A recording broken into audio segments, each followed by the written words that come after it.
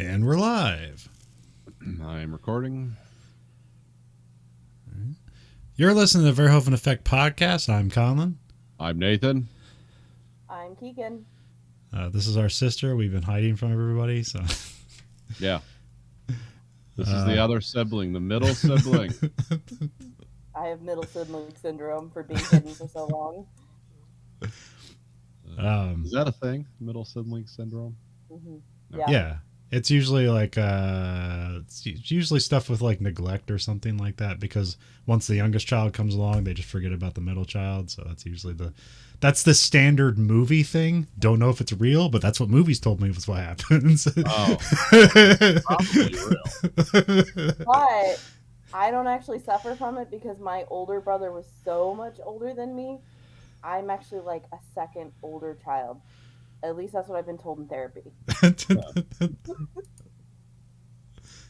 that was probably good. Yeah, because I'm a lot. All right, can I give you some notes so I don't have to go to therapy, so you can just tell me how they react? Yeah.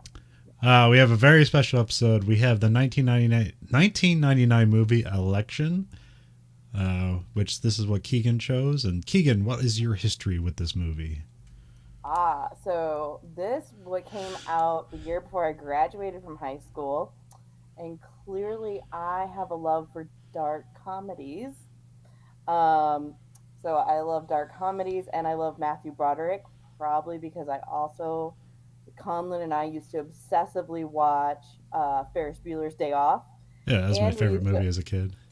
Yes, and we used to always watch this movie with Reese Witherspoon, and she was in Africa, and she would go and I forget, it was like a really old Disney movie, but then they put the two characters together in this really strange dark comedy. And I was like, oh, well, thank you. So that's kind of my history with this. Also, I love the idea of being in high school and running for an election, because, I mean, who doesn't love high school and weirdness? Yeah, I don't recall that the Disney movie you're talking about. The earliest thing of Reese Witherspoon that I remember, it's a very, very weird movie called Freeway, which I only saw on cable, which is like she's a juvenile delinquent running from home, and Kiefer Sutherland plays a serial killer who's trying to kill her, and she keeps like thwarting him and stuff. Because she's like a bad teen, so she like pulls a gun on him and shoots him and stabs him a bunch, and it's supposed to be, I guess, a Little Red Riding Hood, but just like put into a modern setting. It's super weird. It came out like 3 years before this movie. A Far Off Place. Oh, okay. That's what it was called. Nathan, I'm sure this all rings true to you, right? Like, you're just like, yeah, I'm really know all these movies you and Conlon used to dig on. I did know about Ferris Bueller's Day Off, because I know you guys watched that a lot. And also, we go to some of those places in Chicago at one time? Yes, we did. Yep. I know there was like a reunion tour. On Grandpa Murphy trips. Those were Grandpa Murphy trips. Yeah. Yep. So I knew about that. I didn't know about A Far Off Place. Yep. You guys are all going to have to Google that and watch it. Yeah. Again, I like weird movies, off the wall. So this came out. You guys really enjoyed this? Oh yeah, I mean, I like this movie. I like that. Well, I mean, it's hard to say it's an enjoyable movie because like everyone's a terrible character, but it's funny because of that. But that's just kind of those movies. Because like this, so it came out May 7th, 1999. Did you see it in theaters, or did you just come across it like in video or something? Nope, I saw it in theaters. Yep, that was. Wow. If you remember, Conlon, me and you used to go to theaters a lot, like starting in the summer too. Like that was our big thing. Like you and I would go to theaters, and watch movies a lot, especially once we moved to Cedar Rapids. Yeah. We would. Yeah. Yep. It's directed by Alexander Payne, who does a lot of dark comedies. The one he did for this was called Citizen Ruth, which is a wild dark comedy about abortion. Laura Dern plays a drug addict who constantly gets pregnant, and the state terminates the child, and then they turn it into a comedy.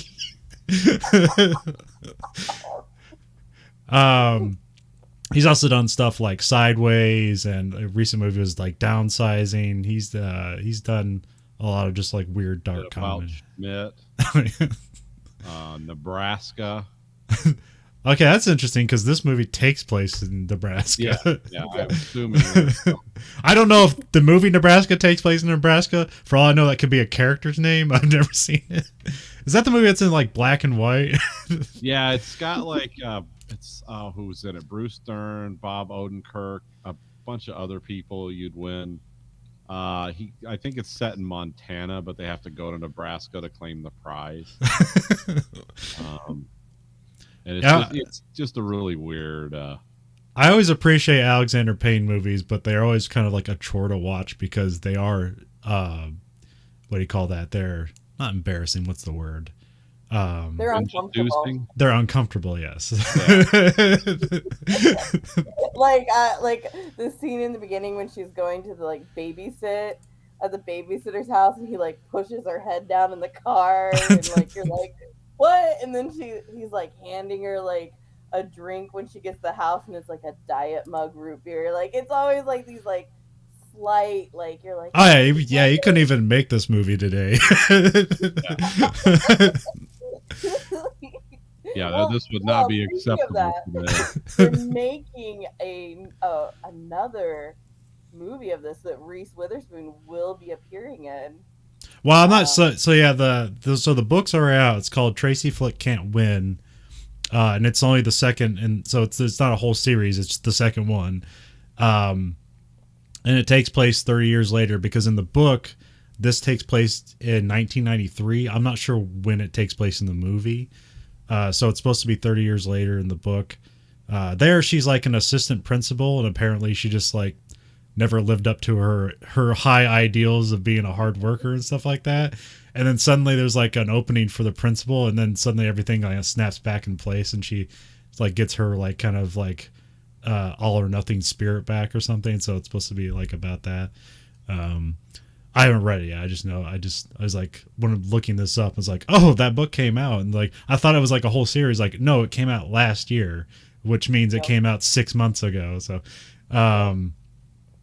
and I did see on Wikipedia it said that Reese Witherspoon, Alexander Payne are all coming back for this movie. But when I go to Internet Movie Database, there's not even like a listing for or a pre-production thing. So I don't know if it'll happen, but someone says it's out there. So I think I mean, because like she has like 4 things in production, but like her big thing right now is that Apple TV show, like the Morning Show or something like that.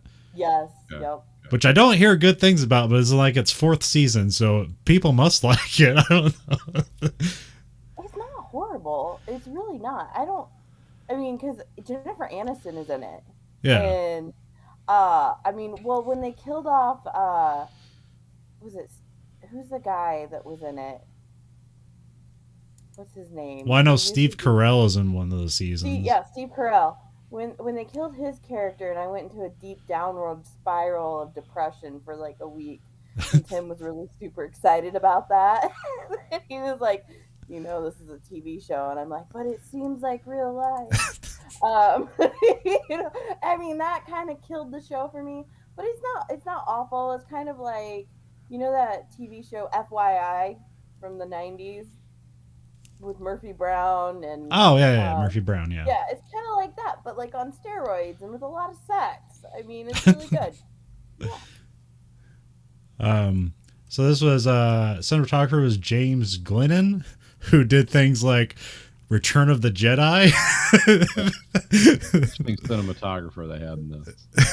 Weird Science, Altered States, which is a movie like you hear about, but I've never heard good things about it. But for some reason, it's like I've watched it. It's boring. It's just about taking drugs and freaking out. It's like I was like, is that one of these movies you have to be high for to watch? Well, like, no, it's like the characters are doing it, but they're like really going back to a Neanderthal past and their controlled use of drugs and isolation tanks. It just sounds like a recipe for artificially induced schizophrenia. But at one time that was science. So because remember they thought in the 60s and 70s that LSD would be used to control everyone's mind. It was like the Well, but ultimate then you got invention. today we are using we're using shrooms to help control depression, which hey, I'm totally for.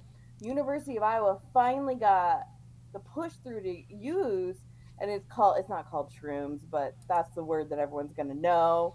Finally got the push through to use that, but they're using it on alcoholics. And I was like, fucking kidding me?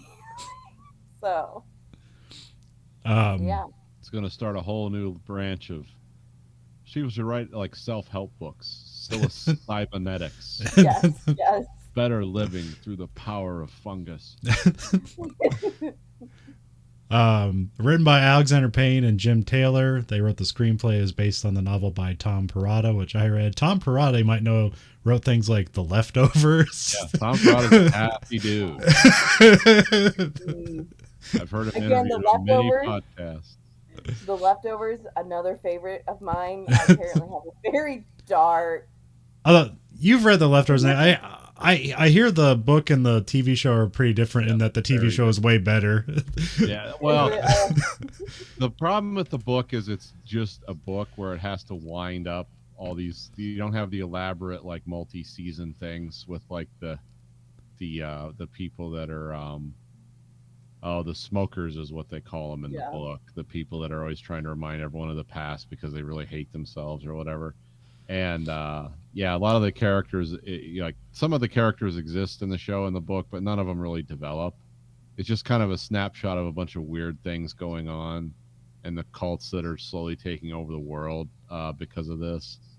And then the book it kind of ends abruptly. I remember, like, because I listened to a couple podcasts with Tom Perrotta talking about the book, and they were like, so how do you feel about the TV series or whatever? He's like, oh, it's great. It's like I never would have written a book like, or I never would have written the series like that because the book was an abstract, weird idea about grief and how we deal with it and the inevitable end of civilization. And he goes, that TV series is sort of like that too, but it's a lot more involved.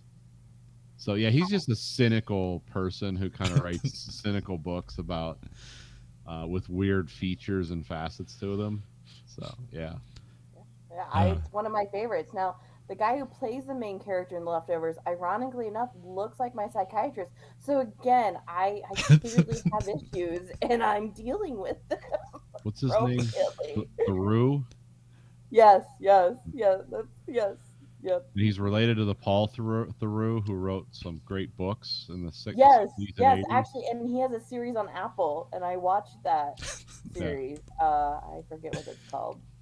I forget. The last thing he wrote was like it was basically a journey through sub-Saharan Africa in a car. His name is Paul Theroux, is the author. Yes. And the Mosquito Coast is probably what he's best known for. But yes, the Mosquito Coast is what's on Apple. Oh yeah. And that's what he's starring in. I haven't. I had to jettison Apple. I had to decide 2 pay services had to go at the beginning of this year, so Apple was one of them. Sorry, Apple. I tried, but there's a foundation. I lost interest. There's a fun story about Thoreau, and like it's kind of about like manliness and stuff like that. Because there's this director was working on the Leftovers. Peter Berg. He's like a big Hollywood director. Does a lot of action stuff, and he hated working with the guy. And then one day they had to do like a nude scene. He's like, he saw like how big that guy's dick was, and then suddenly he's like, oh, he's a good guy. Yeah. Yeah, he's got a meat shank there. It's like it's nothing. I thought it was like a lie how guys measured up to each other. No, some people are like that. Some people aren't, and they can build personalities and stuff and kind of move outside that as the establishing feature of their life. But other people, no, it's all about the And then there's elaborate stories about it's not just how big it looks, it's how big it can get. You know, those are the guys that are really like, into the subtext of like, yeah, what do you just tell them you got a small dick? That's having that conversation is worse than driving around with a like, truck with raised suspension with the high tires. It's like, well, that's okay. Silver bullet number one. But the other one is like, well, some are smaller and some are bigger. And it's like, well, no, they're not. I mean, and they only have two useful functions. They don't do anything. They don't like use a yo-yo or play the ukulele. But yeah, there's a whole cult of people that are just like obsessed with it. And you run into these guys all the time, and they're all like 80s. Every one of them's an 80. So it's like, yeah, this is what you got to. This is how you build. This is what not going to therapy does to you. Yeah. If you were looking for awkward sisters conversations with brothers and sisters, welcome. Yeah. Well, I just thought it's a story everybody needed to know because it's about like a guy who's like supposedly super manly, and then then it's just the weirdest thing ever. It's like, why would you hate a guy? You see his dick, and then suddenly you respect him. I don't understand that, but it's funny. Yeah, I mean, there's a lot of subtext there.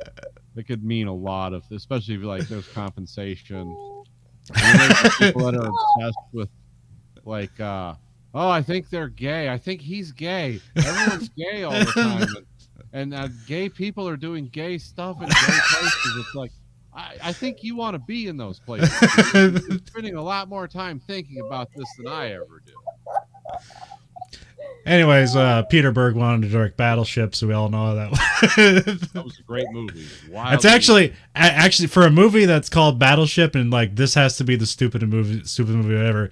And yes, but it is entertaining for how stupid it is, and it has a great cast. Anyways, that's for another day. When I was having like some kind of whatever back dislocation problem I had, I remember that movie got me through it. Because it's like, well, I don't really have to, because I was on like massive painkillers. It's like, I can jump in at any moment and I still know what's going on. If I nod off for 5 minutes, I haven't missed a fucking thing. It's just like, there it is. So. Anyway, so the cast is Matthew Broderick, of course, Reese Witherspoon, and Chris Klein doing his best "I'm the next Keanu Reeves" impression. Yeah. Although he has the best lines, and his deliveries are so weird that makes it so funny. He's the only decent character in the thing. Oh yeah, and that's how it is in the book. Although the book is way different with his character. Because here it's like he breaks his leg and he's sad that he can't do sports because it's like his identity is built off of it. And then Mr. M comes and like, hey, you should run for president. In the book, he's like a C student and an average athlete, and so he's like, I guess maybe construction. And then they take the SATs and he gets the second highest score in the whole school. And suddenly it's like, oh, he's college bound and stuff like that. And then that's the inciting incident that like I should run for office, and he becomes more ambitious, and like because of who he is, the world just kind of starts coming to him. It's probably he's basically like he's the average white guy, so it's probably the SAT like really worked for him, like it was just built for him to do it well, even though he's an idiot, but he's a well-meaning idiot, and is like the only one with like that's morally like correct or sound in the movie. He's an idiot with good problem-solving skill. But here in the movie, he's just kind of more of an idiot, but he's a delightful idiot. So yeah. So we have Act 1, and we start off at. So I noticed it's an MTV production, which I didn't remember that. Yeah, that was new to me. Because I probably would have been still watching MTV at this time. I don't remember them like, hey, go see Election, but I could have probably missed not me. Considering the content of it.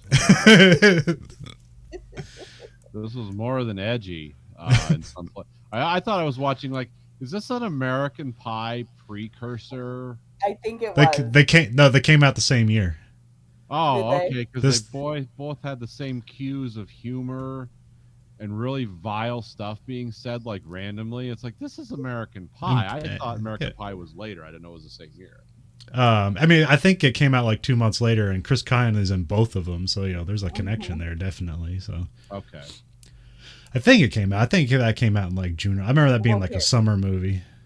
It was a summer movie, and I can look this up. Oddly enough, American Pie annoys the shit out of me, but I like this movie, so I don't ask Oh yeah, me. American Pie is a time and place, just like Porky's was a time and place. Because people tell you like, Porky's that's the best, and you watch it, and it's like this is stupid. But Yeah. at the time it came out, it was like exciting and new and dangerous. So American Pie came out July 9th, 1999. okay, yeah, so it came out a few months later. So Yeah. Wow. Okay.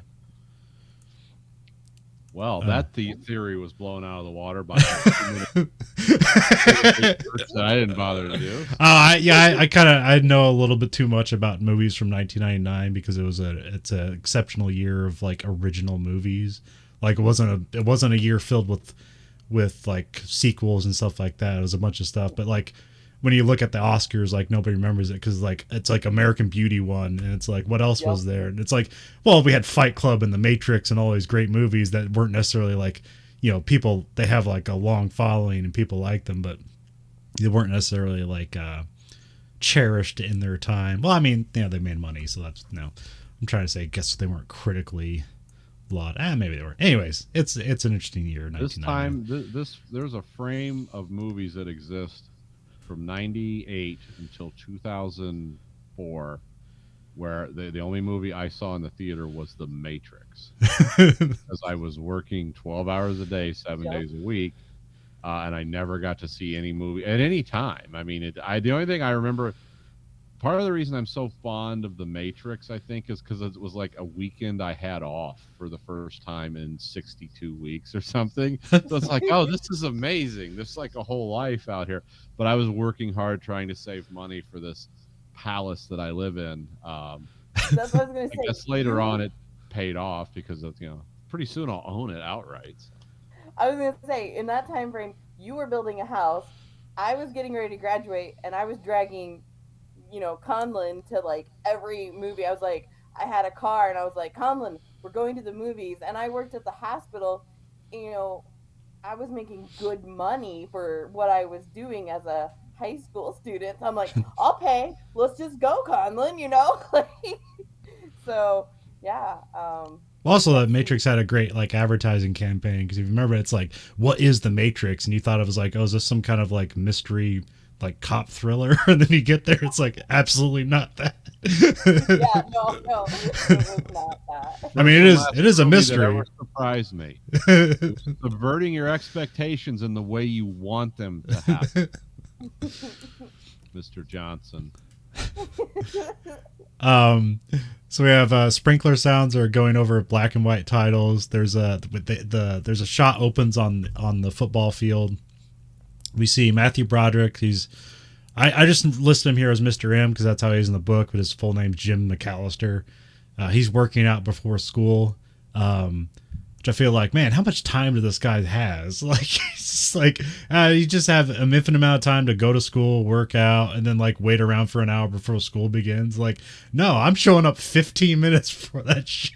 I don't have time to do everything, all that other stuff. But I don't know, this is the 90s, I guess. I guess you had time for stuff because you didn't have phones and everybody had access to you 24 hours. But also, this is a show. Definitely a thing from an earlier time, and I've got texts on my phone. Like, well, I have to walk. It takes me 15 minutes to walk into work, but so work starts at 6. I've got a text at like 5:20. It's like, hey, one of the forklifts is like wherever it was. It's like, where are you at? It's like, I'm on 94. The shift doesn't start until 6. Like, what are you talking about? Well, someone's got to go get that. It's like, yeah, at 6 o'clock, somebody does. But until you start paying me, this does. Oh, well, I thought you'd want to. It's like, tell me at 6 when I'm supposed to be there. When you start paying me, don't tell me at 5:24. It's like, hey, you think you could dash in here? It's like, not for free. If I tried to leave 5 minutes early, the whole company would just collapse to its foundation. So let's not pretend this is, I don't get anything out of this. There's no asses left to kiss. Okay, you got rid of all the guys that that would help you with. So who cares? Anyway, go ahead. you've got Tracy Flick. She played by Reese Witherspoon. She's setting up a table for the school election. They have to get like a petition to like sign their names to be on the ballot or something. Yeah. And then then he walks by and he's you see him like immediately like they have a weird encounter when they're like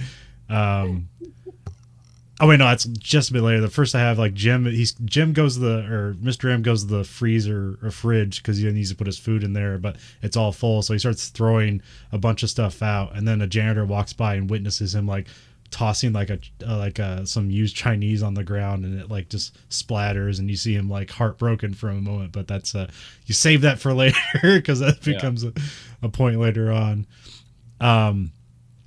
And then here's where Mr. M and Tracy awkwardly meet for the first time in the movie, where like, what'd she say? She says something. He's like, have you ever done something? And he's like, yeah. It doesn't like, there's no like banter back and forth. He's just like, yeah, I need to get through this as quickly as possible because you just show immediately that he hates her, but you don't know why.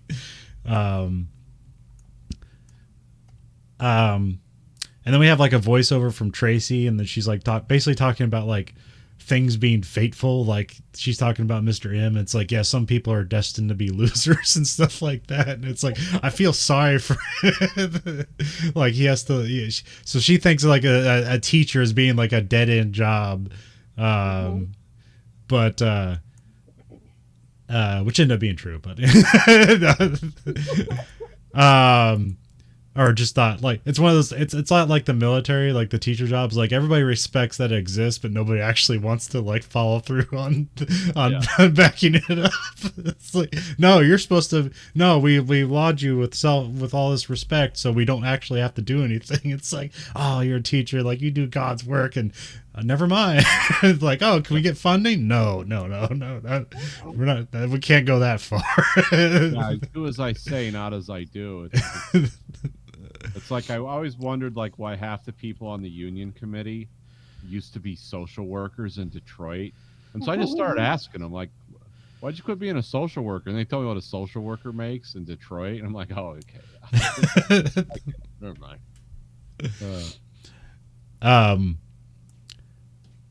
And then we get a competing voiceover of Mr. M, and he's like basically talks about what it means to be a good teacher, and you show him being a good teacher, which kind of ends here because like in the book it's kind of throughout like what a good teacher he is, because like in the book like his end state is like he ends up being a car salesman, and that's also seen as like, oh, what a horrible job for somebody to have. Nobody likes car salesmen, but it's still a job. So. But it's still that weird thing where it's like somebody has a job, like how bad for them? It's like, what the fuck are you talking about? As opposed to what? Sleeping in a tent, being an alcoholic? Hey Nathan, don't forget about that cardboard box. I always remember hearing about that growing up.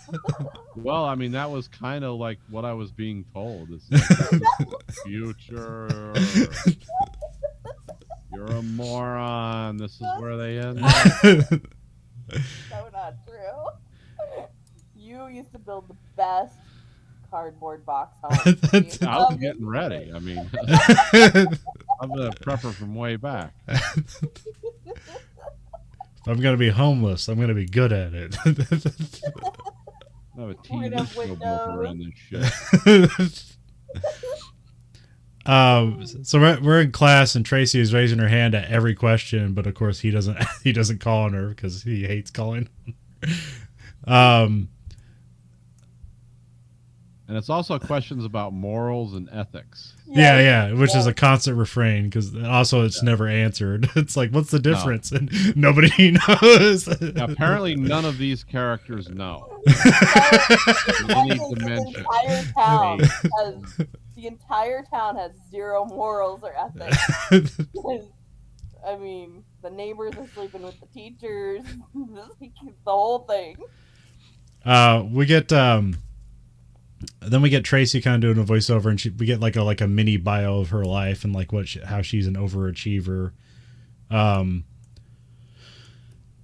then because it's basically like her whole character is like, well, she should be popular. Like, look how like and I don't know, that's the kind of a thing because like she's an overachiever, but she's not necessarily like nobody's happy with her achievements.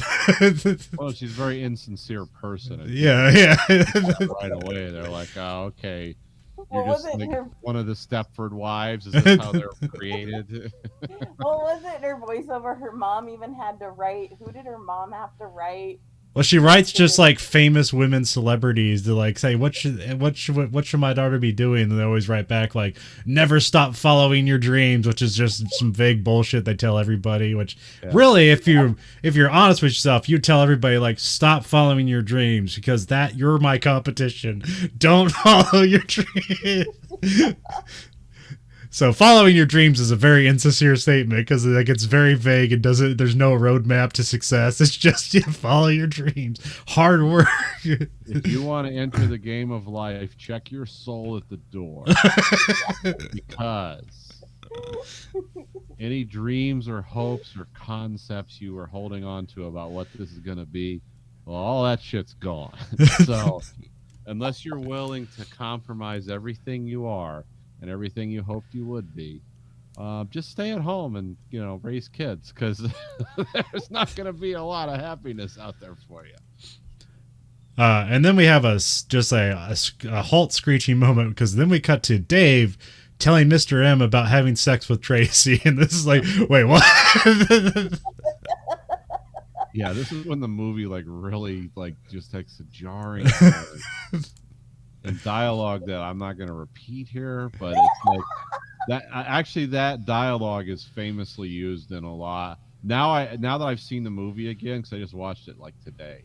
Now that I've seen it again, it's like, oh, this is what white people say that all the time about other stuff, about people getting excited about things or whatever. But it's like, yeah, wow, you could not make this movie today. It's like minors involved in sex acts, and it's described. It's like, yeah, you're not making this one today.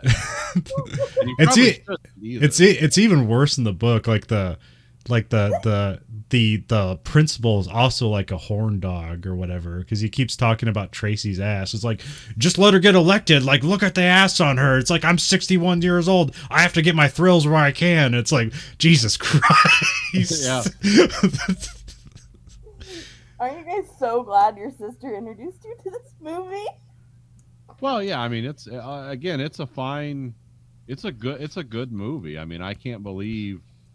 I can understand why it's like, yeah, this is a career maker for Matthew Broderick and the team. I mean, I get it. It was probably just seen as a weird downer movie with a lot of vile, offensive stuff in it. But well, we have Dave points out to Tracy that she doesn't have any close friends. It's like, yeah, you're really successful, but you don't have any close friends. And like, doesn't that, it's like, I forget, he says some line about like that's the downside of genius is loneliness or something like that. And then, basically they start having sex, and then like you have voiceovers from Tracy insisting she's not being taken advantage of. And this is kind of where, I mean, we've seen this before. It's basically like an unreliable narrator where it's like you see them telling you things, and then you're looking at something. It's like, that's not true.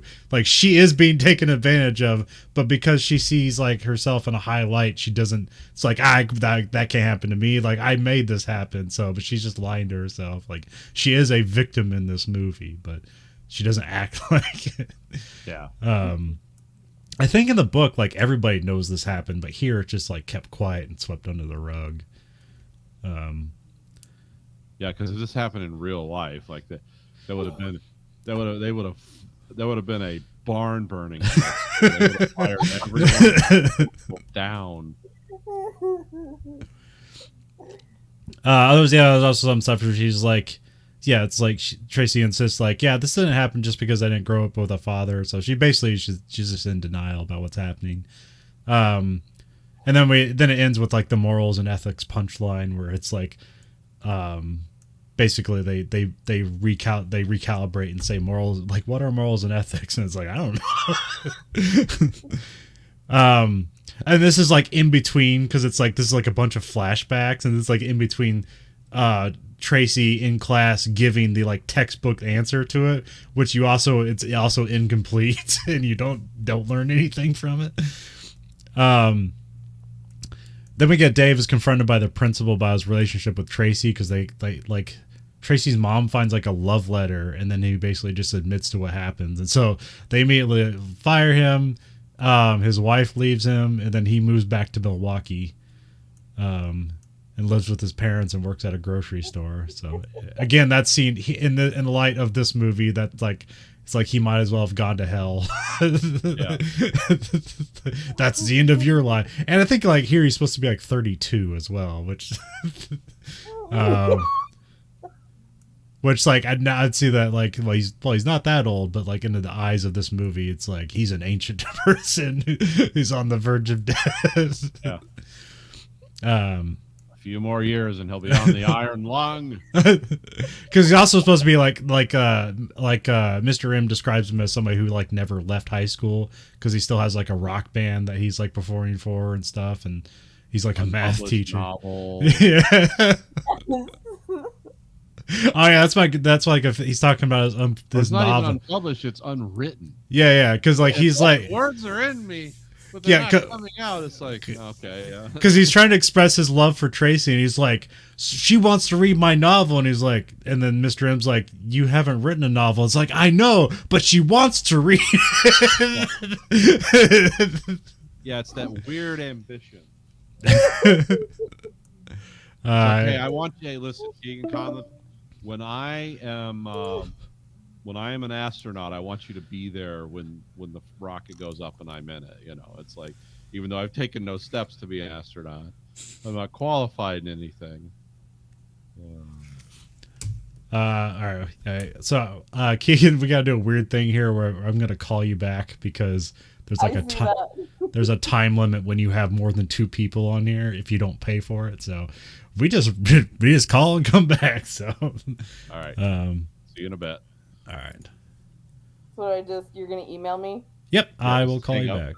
We'll hang All up. right, Bye.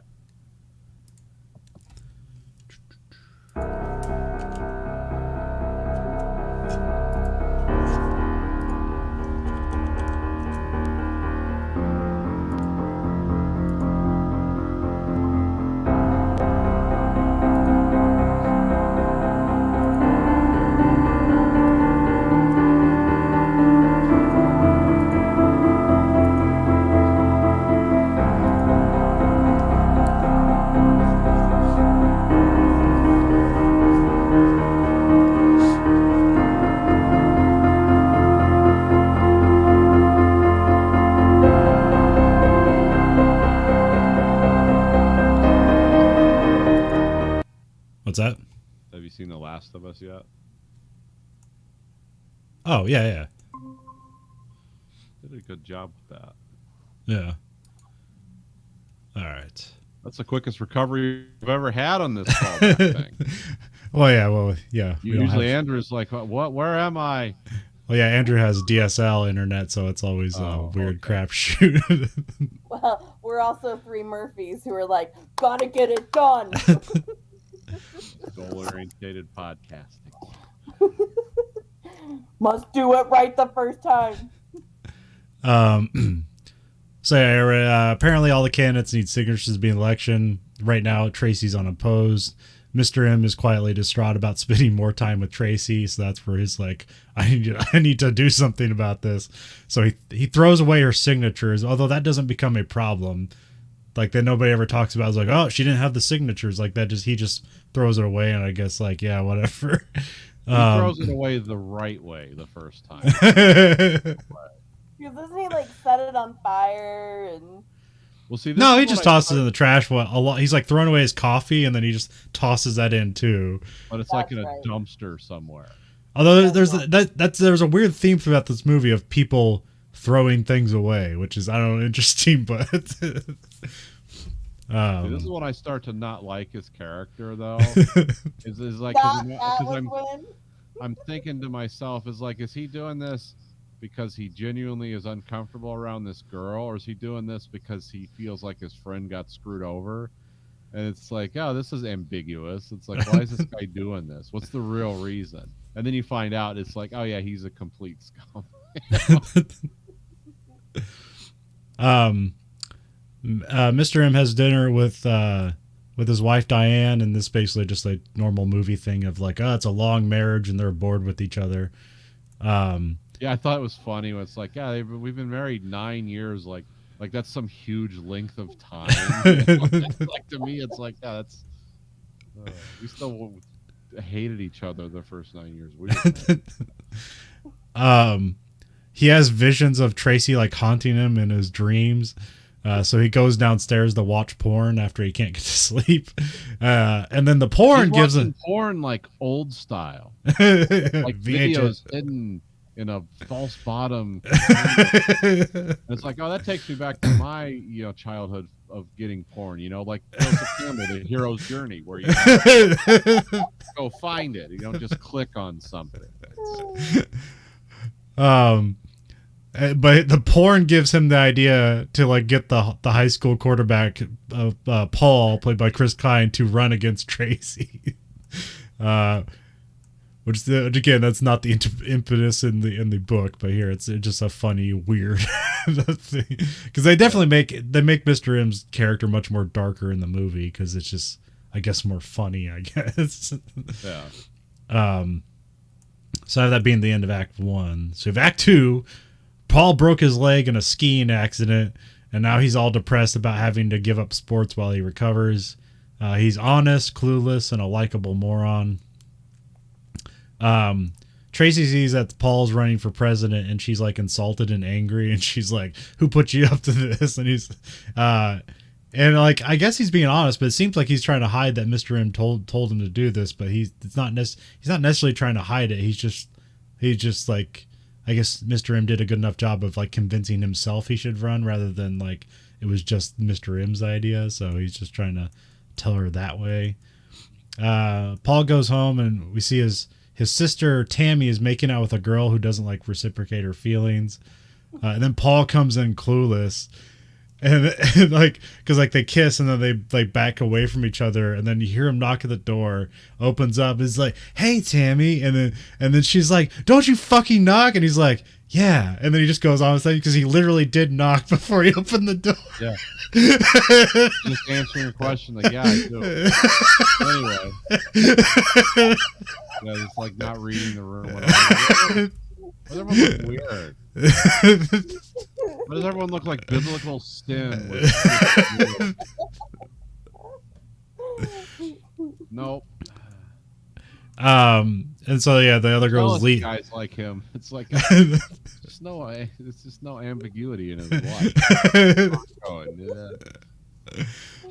It's like a little, I don't know, like the dog who like is just like, "What's up, guys?" Yeah. No.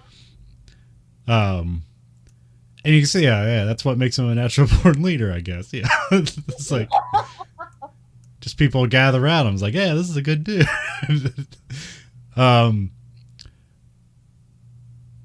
And then we the girl that Tammy was kissing is Lisa. Then Tammy has a misconstrued flashback about Lisa. It's like, yeah, we were together, but in the flashback, it's like they show Lisa like very weirded about by everything, because she wrote some like poem to her. It's like I hope if I die by like my dad's like cement trucks or whatever, it'll be like holding your hand or something like that. No, it's like if you die, I'll commit suicide by jumping into one of my dad's cement mixers so they can pour me on top of you. It's just like the most bizarre thing. And Tammy thinks that's like properly construing love for Lisa. Lisa's horrified by it, but somehow still sticks around.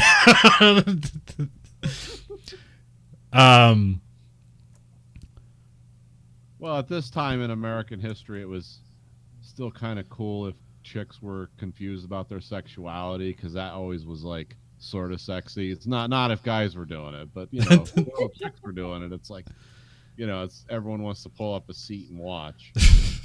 Which like, and I'm guilty of that too. It's like, I'll just flip the stool around. Okay, let's see what happens. Well, and you notice that none of the girls were butchy or anything like that. No. Yeah. It's the best lesbians. Always the movie lesbians are the best lesbians. In real life, they look more like me than they do in the movies, but some of them have bigger beards. Tammy also has like other thoughts of suicides by like jumping in between power lines and being turned into gas by the electrical like current. Just like to stare at when I'm feeling sad, I like to stare at the power station. It's like, well, this is obvious. Okay.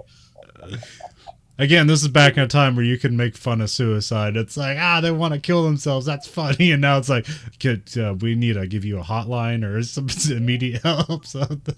Yeah, they don't have to put the hotline number at the end of the movie.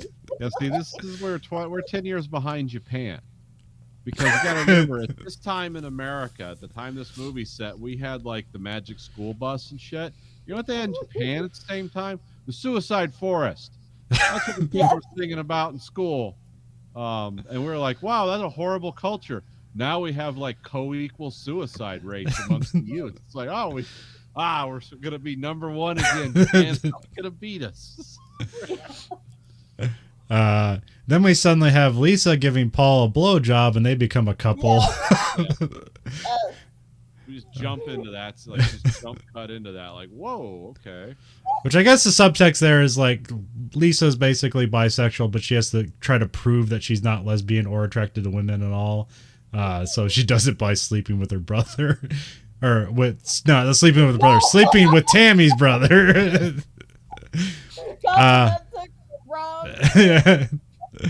Well, that's podcast for you. Great.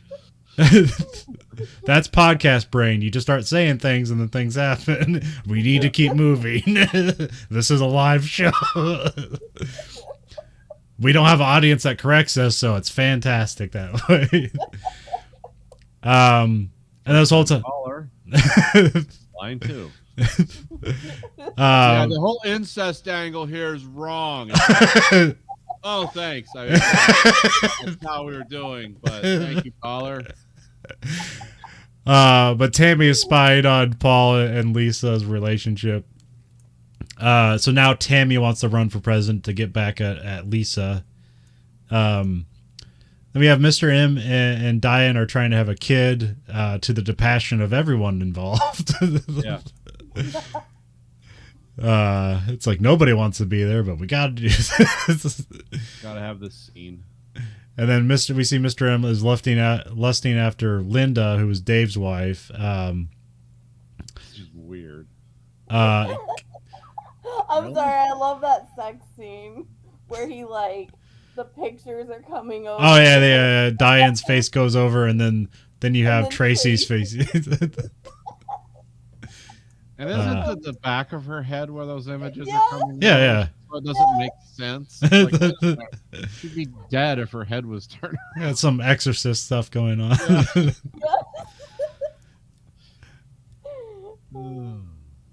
And the line is always the ever sexy "fill me up." Great. Like a car on empty. But like Mr. M is helping out because now Linda is like, she's single and divorced and like taking care of a kid by herself. So Mr. M keeps coming over and like helping with things around the house, and he basically starts to like have lust for her, and he makes a slight suggestion, like, so we want to get a room or something, and then she's like, that's not funny, and then like the reality kind of spoils his fantasy. It's that wasn't a great move, and then like she's in a disadvantaged place and you're taking advantage of her. Then we have the school assembly where all the candidates are giving their campaign promises. Tracy is very professional, but like everyone's polite about it. Paul reads from a note and there's like no reaction, which I'm like, he's the popular kid. They're going to cheer no matter what. So that reads as false to me, but anyway.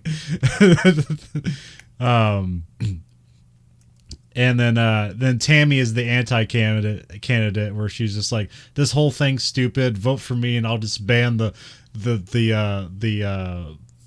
whatever it's called, the school board or whatever. Student council. Yeah, student council. And to the raucous applause of the entire school. So she immediately becomes like the most popular candidate. They should have like queued up "Smells Like Teen Spirit." There's a faculty meeting where the president wants to punish Tammy for going up there and making fun of everything, so they suspend her for 3 days. So we follow Tammy along on her suspension days, and so she's just like, she's smoking while riding her bike, and then she sees like an all girls Catholic school playing soccer, and then she has like an epiphany. Yeah. Oh, we can't forget her parents. Donnie Darko's Holmes Osborne makes it another appearance as somebody's dad. Very distinct looking man. Yeah. I don't know. Has he ever been another famous dad other than that? Did they just keep giving him dad roles after Donnie Darko? I remember because he basically played the exact same guy. Yeah. Great in both movies. My favorite is when he's watching Bush and Dukakis debate and Donnie Darko. And he's like, yeah, George, tell him how it is. Get him. Hell. Look, I got excited for George W. Bush. Well, in the book, I think the book came out in like 98, but the book, it's 1993, and like a lot of this scenario is supposed to be like the kind of like a aftermath of the Clinton election between him and Bush, and so there's supposed to be a lot of stuff that here, but I'm not sure if it's survived into this movie because they don't really mention that stuff. But this is also before the 2000 election, so I'm not sure if it was aiming for that either. But I'm not necessarily sure. Like, what does the movie Election say about the electoral process in America? I'm not necessarily sure. Do you guys have theories? But the trivia says this was Barack Obama's favorite political movie. See, I knew I had something in common with that man. Yeah. But I do see Tracy. I'm just gonna go on my little political soapbox. I see a lot of Trump in Tracy. Like, see a lot of like that in there. I mean, like, she's full of herself, but I feel like Tracy could get stuff done, whereas for Trump, it's just purely about his ego. It's not about actually doing anything. Like her, like ripping up the signs of her candidate and just like throwing a fit and like. I mean, she's definitely a Republican candidate, but yeah. but also you vote for Tracy because you think she could get something done, not necessarily because you like her. Which I don't believe about that. I don't believe that about Trump, but that's just my interpretation of it. I don't think Trump can get anything done other than whatever he wants done for himself. So you vote for Trump because you're full of rage. Well, because life hasn't turned out the way you wanted it to, or will it get better at any point between now and your inevitable death? So Trump is your guy. Which one I'm really interested in, like the follow up to this, because like Tracy's whole thing is that like if you work hard, you will get success, and she comes basically from nothing, does work very hard, and what the follow up to this book suggests is that she didn't get anywhere with her hard work. Which is how I feel about America anyway. It's like, it doesn't matter how hard you work. People are just going to take advantage of it, not give you what you deserve. Yeah. Yeah, America is just a series of favors and lies and manipulation. And attaboys. Yeah. And if you benefit from it, great. If not, well, it's either God of Rage Trump or other anemic weird candidates that aren't going to do anything for you either. But see, that's the thing is, Tracy's still having a lot of rage in her, so I don't know. A lot of rage and disappointment, and Trump, never had a successful business. He's got a lot of rage. So you see, you got to remember though, Trump is like a singularity, like a void of narcissism that light itself cannot escape. I mean, Trump will never see he's a failure. None of those businesses failed having anything to do with him. It was always the people around him or some other thing. It's like there is no like ownership of anything bad with that guy, which is almost a superpower in his case. I've never seen the like. I mean, I understand like it's not good to show a weak hand. I get that, but it just doesn't exist in his world. It's like, no, it's It's this is great. It's going to be the best thing ever. It's better than before, and it's just nonstop. But that's nuts. That is a parallel with Tracy, because Tracy, even when she does bad things, she can't admit that she did them because like she can't be wrong about anything. So yeah. Yes. And then Tracy has a fight with like one of her signs that they put up because like it wasn't sticking right. So she turns a trash can upside down. It's like, this is a bad idea. I don't want to stand on a chair, let alone a plastic thing that'll obviously shift on you. I can get nervous on ladders. But a note of self-congratulations, I now weigh less than the max capacity of my ladder. So I can get on there with pride. Okay, climb that top. Then I stand right on the top and vigorously swing like a wrecking bar over my head. And nothing bad will happen now because I'm 2 pounds under the max load. That's right. You do that, buddy.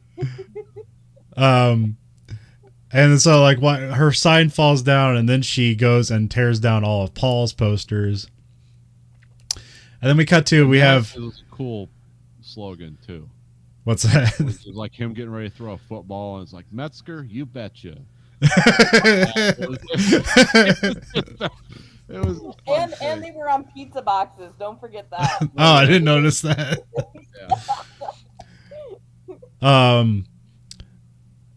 So while Tammy is out on like her like fantasy night suicide contemplations, she spots Tracy throwing away the ripped up posters.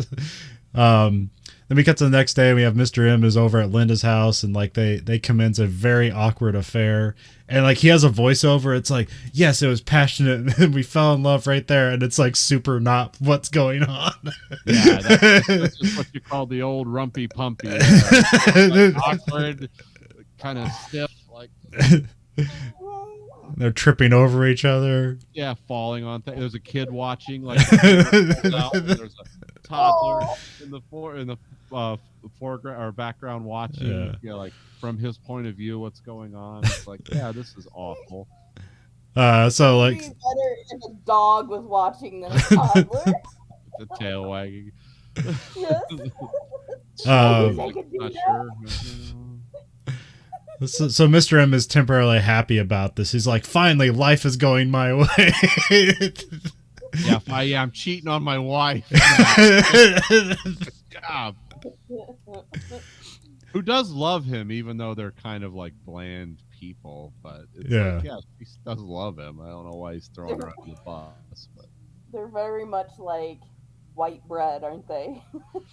Well, it's just weird that this is like vigorous conversations. No. Like, that's the one trick with like me and my wife. We have loud, sometimes angry conversation. When I come home, like it's going to be like, that's interesting, I never saw that. Or we're just going to be using the F word at almost top volume. We're not fighting with each other. But it's like, you see this thing? It's like, can you believe what they're doing now? Can you believe this? Can you believe that? You know? And it's always like, yeah, we don't have those calm, like, how was work today? Oh, it sucked. It's like, hey, we stop asking after a while. It's like, how was work? Well, I hate my job, so it's not good. How about you? Same? All right. Yeah. We're speaking the same language.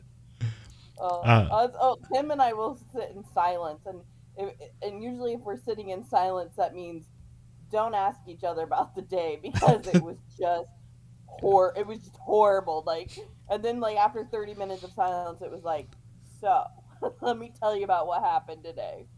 But today I walked into the teacher that I work with's classroom, and I was like, did you hear what the Republicans, the stupid shit they were talking about with gas stoves? And like we were like anger screaming at each other about gas stoves as the children were coming in, and they were like, what's wrong with my gas stove? We're like, nothing is wrong.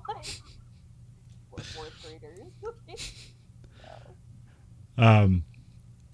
So it's the next day. We have Lisa, who's Paul's girlfriend. She makes the principal deal with the posters being ripped down. Like, he doesn't really care. It's like, somebody probably did it by accident, but she's like, no, this has to be dealt with.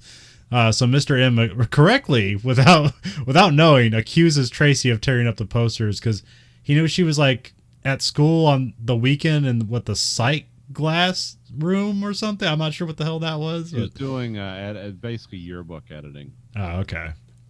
Do you know when my son was in high school, he had to take a class his senior year because so many people wanted nothing to do with the yearbook.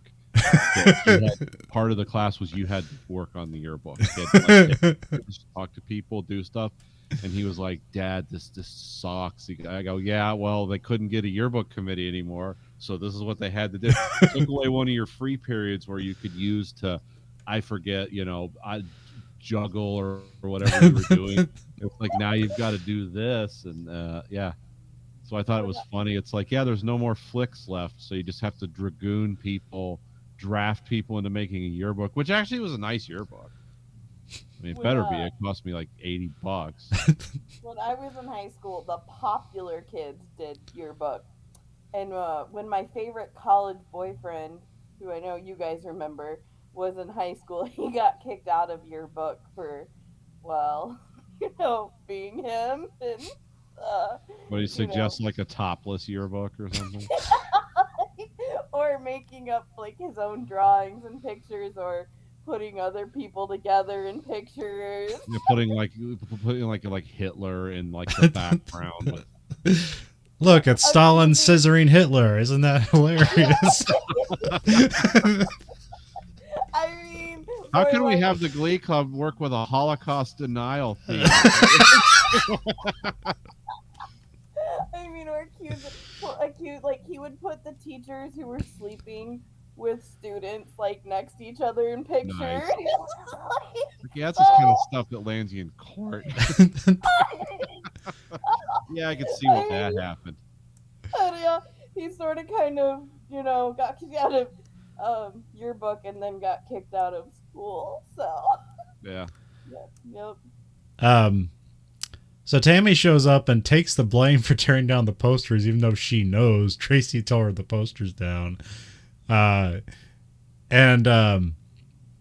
There's like for a moment where Tracy's sitting out that side and she sees like her take the posters out of Tammy's bag, and she's like, it's over, like I'm in trouble. And then she does a 180 as soon as like she learns that Tammy's taking the blame for it, and she like points at Tammy's like, you loser, like why would you do such a thing? So immediately like not taking any blame, and it's like, oh, God has shown me a way. It's like I don't have to take the blame for this. Yeah, this is like, oh well, now I got a way out. This is why I know I'm special. I think it's the next day, we have Mr. M is like planning for his after school affair. Oh yeah. I've seen grown men in this type of thing before. It is really weird. I mean, guys that are in like their late 30s and 40s and they're acting, it's like, you've had sex before, right? I mean, you know what's gonna happen. Like, there's not going to be like fire shooting out of anywhere. I like the flower in the book. Yeah. Yeah, that was like, are you in junior high?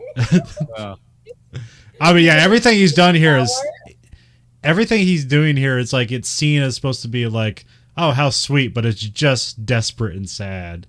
And the voiceover is like, it's going to be great. So it's like, no, it is. Yeah, because never forget, this guy's cheating on his wife with his best friend's ex-wife, who's just this broken woman.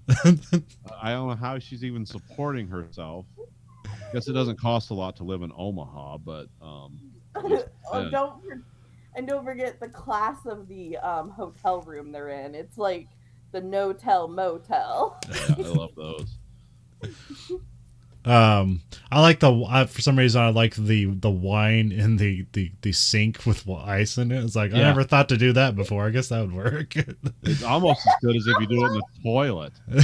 Fill the toilet with ice. There you go. I mean, if you wanted to be real classy, just fill the bathtub. You'd be like, it's gonna be a no-brainer tonight. No thinking or remembering the next day.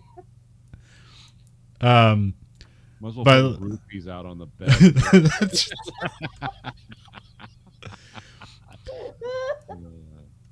Yeah, it's like hot sauce flavored roofies. Like, do you want the Carolina Reaper or the? um, but Linda never shows up, so Mr. N goes over to her house, but she isn't there. Here, he gets stung in the eye by a bee, and like it starts to swell. So this makes him very weird and almost monstrous for the rest of the movie. Yeah, it makes him look. That must have been terrible makeup. Because it gets puffier and weirder as it goes on. Yeah, it embodies a physical uncomfortableness. What's going on with like the situational uncomfortableness? Well, you see the evil outside that was inside. Yeah, that's what I was gonna say. The whole idea was like, well, this is what is going on in my life, and now I'm manifesting it on my body. Yeah. So. Tammy gets yelled at by her parents, but she ends up getting what she wants. And she gets put into an all-girls Catholic school, which that was the whole plan. Which is great, by the way. Awesome. Like that's way different in the book because she ends up, the final straw ends up being it's after the election and she starts wearing a Catholic school uniform to school, and then everybody gets mad at her, and then she gets kicked out of school, and then they put her in the Catholic school. Here it's like a happy ending where she meets somebody, and then like the school is like ends up being nice for her. In the book, it's like it's not what she wanted, and also it was a poor Catholic school, so you think like, the Catholic, they got the money, but here it's a Catholic school that doesn't even have any money, and so it just all sucks. Wow. That's how it ends in the book. But so it's very different. I remember here. when we were looking for places to put Grace in for elementary school, some of our friends were like, well, what about St. Ignatius? And it's like, my brother and sister went to a Catholic school. It was $14,000 a year. And I think that was the atheist rate. I think it was like that actually belonged to the church. And I was like, that's crazy. Is he guaranteed a slot at an Ivy League school when he's done? What am I paying for? Is this the don't bang my kids fee? I mean, I never was molested in the Catholic school. What about you, Conlon? No. Yeah. I mean, I feel like I grew the most in the Catholic school as far as it comes to learning and education. I feel like Conlon may have too.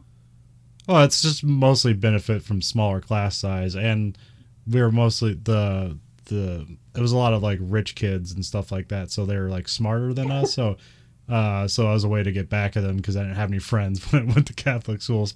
But the fun thing to do is like they cared about what their grades were, and so all I had to do was get better grades than the smart and rich kids, and then they were immediately extra mad at me. But them being mad at me for that was funny to me, so I got good grades just to piss off people. Which is a standard trait with our family. I'll do that just because. Yeah, Nathan's never done anything out of spite. No, I mean I've never done things like that out of spite. I am the inspiration for the album cover of the kid who is just fire and everything's burning down. The Bad Religion album cover. That was kind of my childhood. Spitefulness. Doing it secretly, like, yeah, that's me. Too. I remember one time there was a test that was supposedly like two people. There's only been two people that ever got every question right on this test. So I got every question right on it, and so did like the rich kid that like his parents were like doctors, and so he immediately thought I was cheating because I was the other one person that got 100% on the test. Wait, wasn't that the kid that then like went and like because he got a B and he hid in his snow fort in his backyard? Like, oh, maybe. Yeah. I like the kid. Anyhow. I never followed up that spite into college though, so I just got B's and C's in college. So I had to go multiple times. So I dropped out a couple times. Anyways, Nathan. I like the kid that Grayson told me about in his high school, because Grayson, when he went to high school, he was on the football team, and that was his whole world. There was nothing else. I mean, he knew about the other kids, but there was no social stuff or anything. And but there was this little kid. His parents were like some kind of fruit farmers here, And there was like Chinese. There's a bunch of Chinese people that live in here and in the area I live in. There was a bunch of them in his school. Those kids were ready to commit suicide because this little white kid whose parents were like fruit farmers, he got a full ride scholarship to U of M based on his grades. Yeah. Because you couldn't, like, no one had it was like a 4 point plus. He literally got A pluses and everything, and he didn't even seem to try, because he was actually like sociable. He wasn't weird. He was just like a normal person, except he got all A's. And they, like, the Asian kids were like, they were ready to kill themselves. Like, he would get a B on something and this kid get an A plus. It's like, there's no way. How is he doing that? You know? And they had to actually, like, put some of them into like therapy and say, hey, look, it's okay. You're graded on a scale. How it works. It's a test. It's like, you know, it was weird though. He went to U of M. He didn't make it one semester and he had to transfer to another school because he said the social aspect of going to that school was way too much for him. He said it's just crazy. So he couldn't deal with it. So he went to Central Michigan, which is like, yeah, it's an okay school. It's not U of M, but he's just going to go back to his parents' farm and grow fruit. He's going to get a degree. Well, I like that Nathan has that framework, because I'm like, college is college, but like some people's like, you didn't get into Harvard, like you must be working the fryer at McDonald's. Which again, working the fryer at McDonald's is fine. These are people's, and like media's like bad thing about like all jobs are bad and like only 3 schools exist that mean anything. Yeah. Let's see here. Mr. M gets home to see that Linda and Diane like are basically telling each other the affair. It's completely wordless. Nobody says anything except for Mr. M goes like, "I'll go," and then and they just leave and nobody talks to each other. Well, now was the thing with that guy's ex-wife and his wife. Did she run and tell her just to spread her pain around, or was there ever a subtext to that? Was she just feeling guilty and thought she needed to tell her friend? I don't know. Did she tell her friend, or was she just tell the person that's being hurt? Why? Well, no, she went because when he goes to the house, she's there with her kid and his wife's there, and he knows right away, like, oh, she told her. Yeah. So it's like, did she do that out of spite, or did she do that out of honesty? Spite, Okay. totally spite. Because I want because basing on all the characters in this movie, it's like, well, everyone's shit, so that must have just been yeah. There's a devious undertone. Everyone has. I mean, it's just like everyone has a reason for doing it. You're not just going to be like, oh, I casually just ran into her and told her, like, oops, your husband's dick slipped into me. Like, and that didn't happen. The old slippy dick. Then we see Tracy prays to Jesus to help her in the election because, you know, she can't ask for, the only thing she can ask for is something for herself, you know, because that's when you call upon God, is to get favors. It made perfect sense to me because I did the same thing. But then we got God's there for. He's a favor. But then everyone ends up praying. They basically cut to every character like praying to God, and it's all pretty funny. Selfish, except for Paul. Yeah, it's like, I don't care who wins elections, but I hope we can all be friends afterwards. And I don't mind that my sister's running against me. I know it's kind of weird, but I wish her the best, even though she's adopted or something like that. I can't remember. Like he gets he gets the best lines for what little he has in this movie. And then he says, "Oh yeah, thanks for what some people say is a big dick." Thanks, God. You know, he's actually thanking God.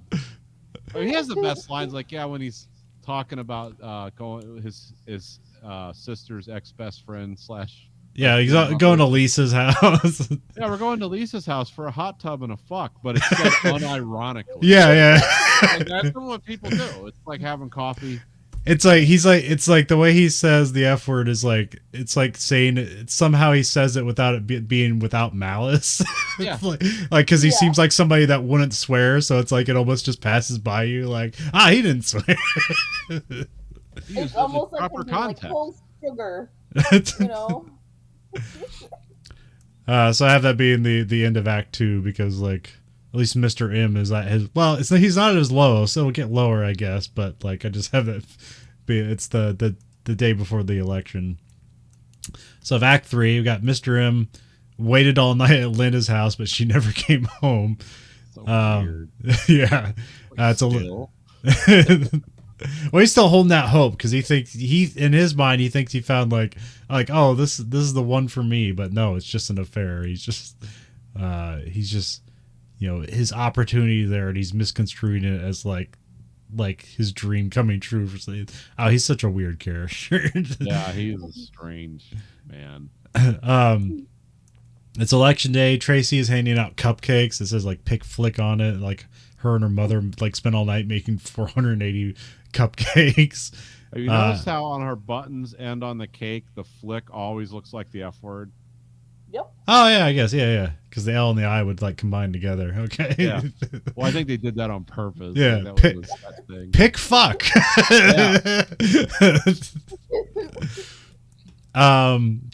Tammy is taken off the ballot, so so now he's show Mr. M being even more annoyed because he has to mark off like 600 ballots. Paul runs into Tracy and wishes her luck. Paul goes in the voting booth and votes for Tracy out of some like selfless act or something. It's like it's gonna be it's like it's too selfish to vote for yourself, so I'll give it to Tracy. Which that's very different. So I have to tell you about like a selfless act that I thought I did in high school once. So when we were at the great and wonderful high school that we went to, Conlin, when we moved here, they wanted to elect the first black homecoming king. Yes, Nathan. In 2000, they wanted to elect. Huh? They're taking that step, huh? Yeah, in 2000, they were taking that step. So, like, kids in my class that we were doing the paper voting in 2000, still by hand, like in this movie, were like erasing other kids' like votes and then like changing them to this kid's name. So I go up to the teacher and I was like, well, they were all like changing people's votes and everything. And I was like, I don't know why I thought that was like my act of valor. Like why do I not want the black kid to win? But I felt like he had to win fairly or something. Like, I guess I didn't really give a fuck because I was like, I don't know anyone in this school. I don't really care. But I think the black kid has to win fairly. So. If he doesn't win fairly, we're pandering. And that delegitimizes the whole process. I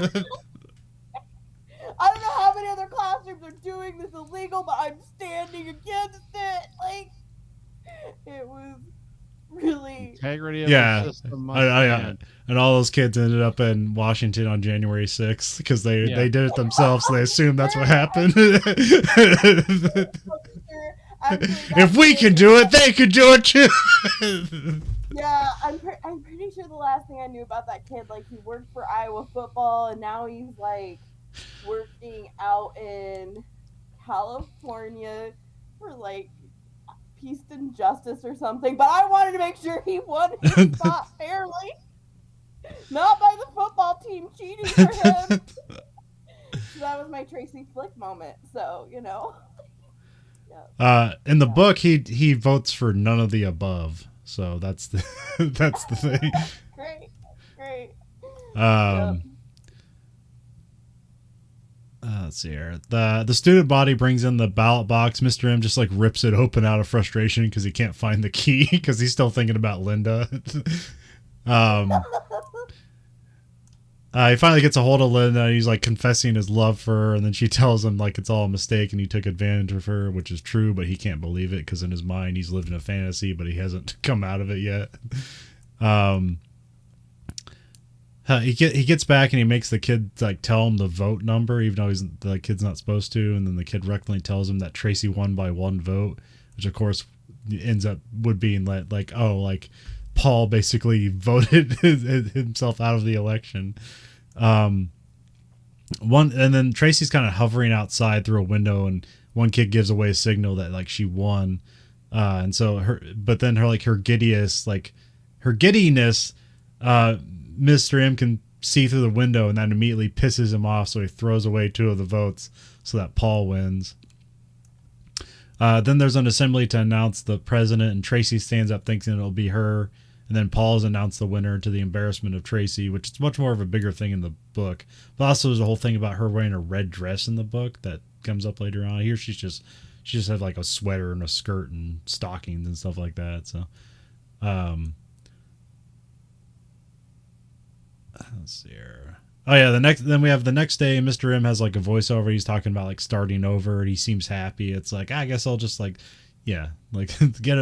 start a new relationship or whatever, get a new house, and just start everything all over again. And he goes to the principal office where he's caught having thrown away the votes. Here he's caught by the janitor from earlier in the movie because he threw the Chinese on the ground. Paul's brought in and told that he's not the president.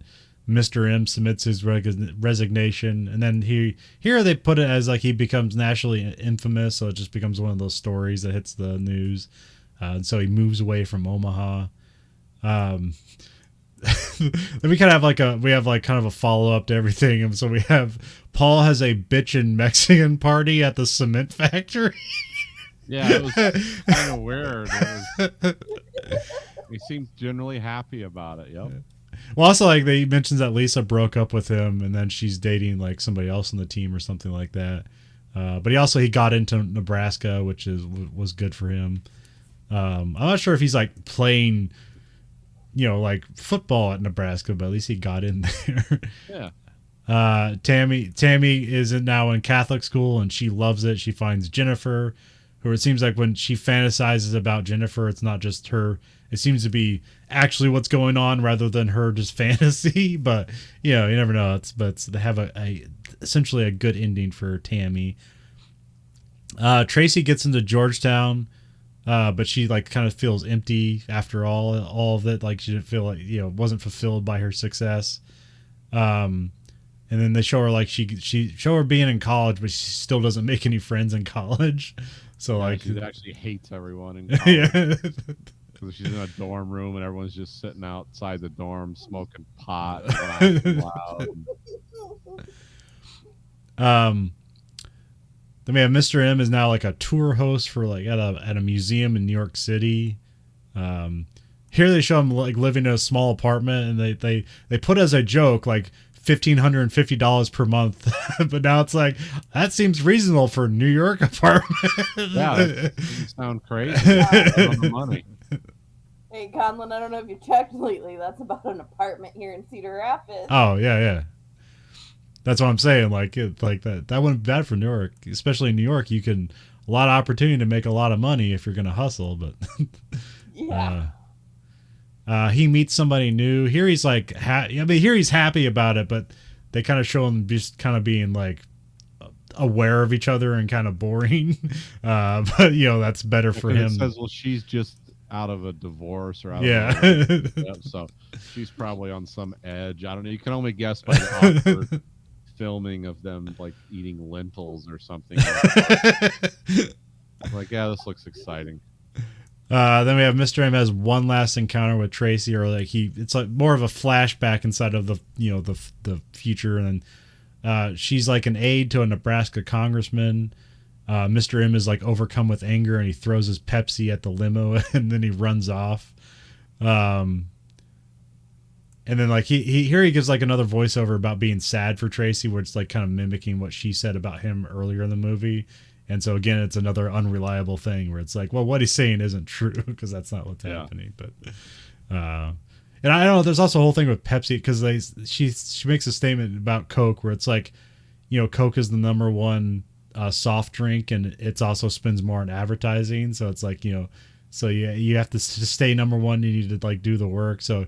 But they keep having Pepsi like happen all over the movie, and then he throws the Pepsi at the limo. But I don't know if that has any meaning whatsoever, or if it's just Pepsi. It's like, hey, we got product placement, even though in the movie we're second place, and being thrown at limos, not drinking. Well, I bet you, considering the screenwriters and the quality of the script they had here, it was probably deliberate. But maybe during the whole like Pepsi like the guy going after Pepsi for the Or the Harrier Hair jump jet. jet. Yeah. yeah, the carrier jet thing. I wonder if that was during the same time period. Yeah, I thought probably. that was more in the mid '90s. It was like I '96, mean, I think. Yeah. yeah. But like, I mean, like again, the time frame for the movie or from the book is supposed to be 93, so I don't know. Yeah. Here it's ambiguous. I don't think there's ever stated exactly what time it is. It's just like the 90s, at least. So yeah, that's the end of the movie. Credits, and it's like, it's all sad because I don't know. That's the thing. Like, it's supposed to be. It's like here. It's kind of supposed to be posed as like the villain one, but it's not really. That's not really. It's not that simple. The movie's a bit more complicated than that. So, because in ways, like Matthew Broderick is just as much as a villain as Tracy is. So, yeah, who would you consider the protagonist of this movie, other than like Paul? But it's just a protagonist we just don't focus on. I'd probably say that's Jim McAllister. Even though we have we have a lot of narration outside of him, we don't have much going on that he doesn't know about. Like, there's not a lot of hidden motives in this. It's all like, what people are thinking and doing. Yeah. They're hiding it from each other, but and they're not doing a good job of hiding it from each other either. Oh, that's the thing about the book is like it's kind of comes off as disjointed because the book is basically all inner thoughts. It's not like people talking to each other. So it's just like chapter character thinking about stuff, next chapter different character thinking about stuff, and nobody interacts all that much in the book. So it's kind of very disjointed and more of a character study rather than like a cohesive story. Yeah.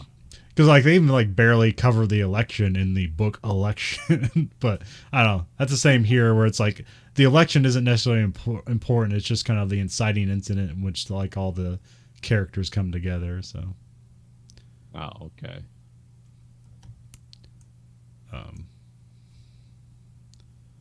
But yeah, I don't know. I didn't look up.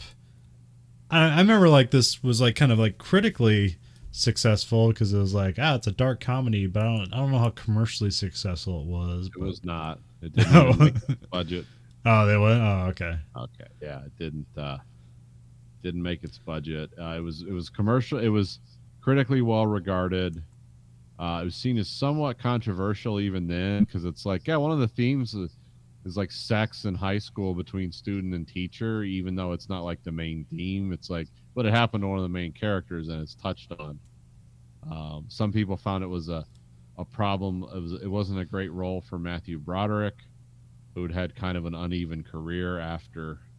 Yeah, but he's usually the good guy, where here he's like technically the protagonist, but like not a good person.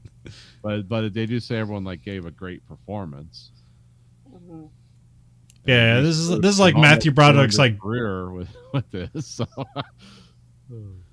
Yeah, she wanted. Right before he went on Broadway, he did this right before he went on Broadway and became he was on the big again. He did the new production of The Producers.